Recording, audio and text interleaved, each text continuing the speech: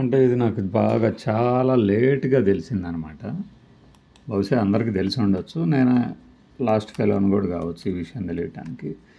ఈ పులివెందుల జెడ్పీటీసీ ఎన్నికల బరిలో ఒక వ్యక్తి నిలబడ్డాడు. ఆయన ఎవరో కాదయ్యా, మన మన అంటుంటే మళ్ళీ ఆ మన ఎవరు, మన ఎందుకన్నా అంటారు. అలవాట్లో పొరపాటులాగా వచ్చిందనమాట. సునీల్ కుమార్ యాదవ్. అది వివేకానంద రెడ్డి మర్డర్ కేసులో ఉన్న నిందితుడు, ఈవెన్ ఒప్పుకున్నటువంటి వ్యక్తి సునీల్ కుమార్ యాదవ్ జెడ్పీటీసీ మెంబర్గా పోటీ చేస్తున్నారు. నాకు చాలా లేట్‌గా తెలిసింది. అంటే లేట్‌గా తెలిసింది, ముందు తెలిసింది, నేనేదో చేస్తానని కాదు. అంటే మన వాళ్ళకి చెప్పడానికి జస్ట్ ఛానల్‌లో ప్లే అవుతా ఉంటే ఏంటి సునీల్ కుమార్ యాదవ్ ఏమన్నా ఇందులో పోటీగాని చేస్తున్నాడా ఏంటంటే అందరూ ఒకసారి వెతుక్కుంటాం, కనుక్కుంటాం అని చెప్పి చూశారు. చూస్తే నిజమే అది.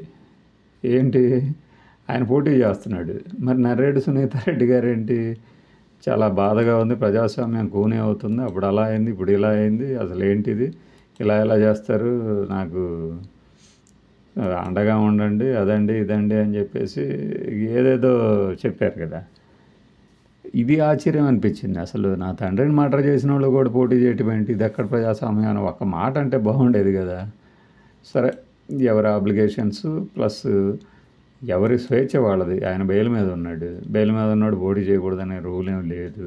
అసెంబ్లీ రోడ్ ఈ సినిమాలో మోహన్ బాబులాగా జైలు నుంచి గెలుస్తాడు.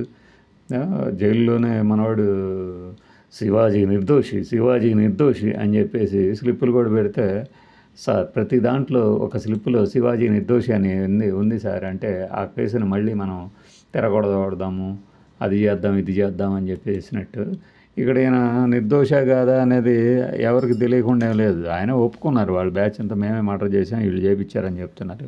అది ప్రూవ్ అయిద్దో లేవో తర్వాత సంగతి. ఇలాంటి ఈయన ఏమైనా పోటీ చేస్తాడు. అటు వైఎస్ఆర్సీపీ, ఇటు టీడీపీ రెండు పార్టీల మధ్యలో నలిగిపోతున్న సామాన్యులు నాలాంటి వాళ్ళు చాలామంది ఉన్నారు. వాళ్ళందరి కోసమే నేను పోటీ చేస్తున్నాను, వాళ్ళందరూ నాకు ఓటేస్తారు అంట.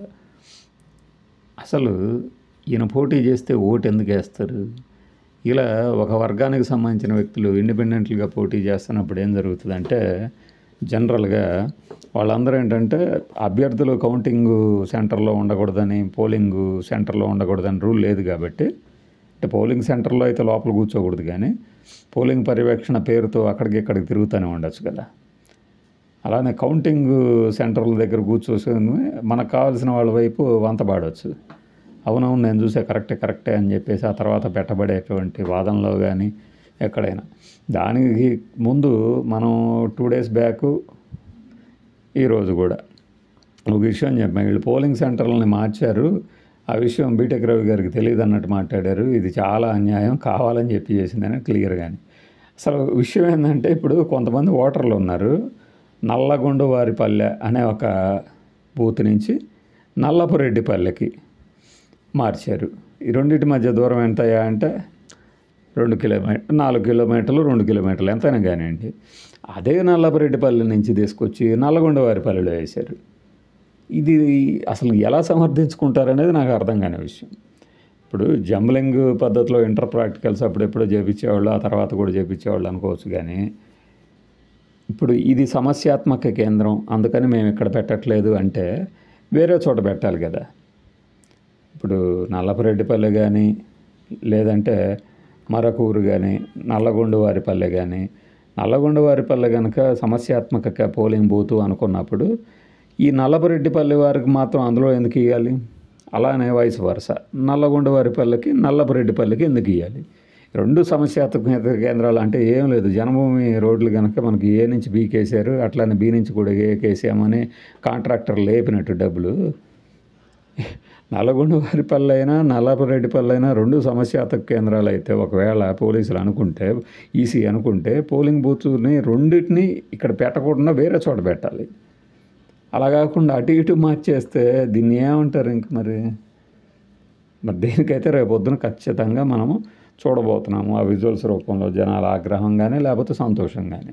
ఇప్పుడు ఇది మార్చడం వలన ఇది ఈసీ పని అని పార్టీలన్నీ చెప్తున్నాయి కాబట్టి ఖచ్చితంగా దీనికి బాధ్యత మాత్రం ఎలక్షన్ కమిషనే తీసుకోవాల్సి ఉంటుంది. ఈ రెండు విషయాలు మాత్రం చాలా విచిత్రంగా ఉన్నాయన్నమాట నాకు.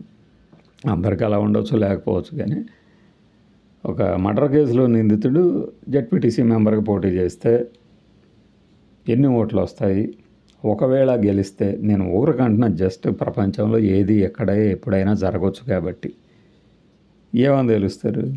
మరి ఈ జంబ్లింగ్ అటు ఇటు మార్చడాన్ని ఏమంటారు చెప్పాలిగా. ఈసీ సమాధానం ఉందా ఈసీ?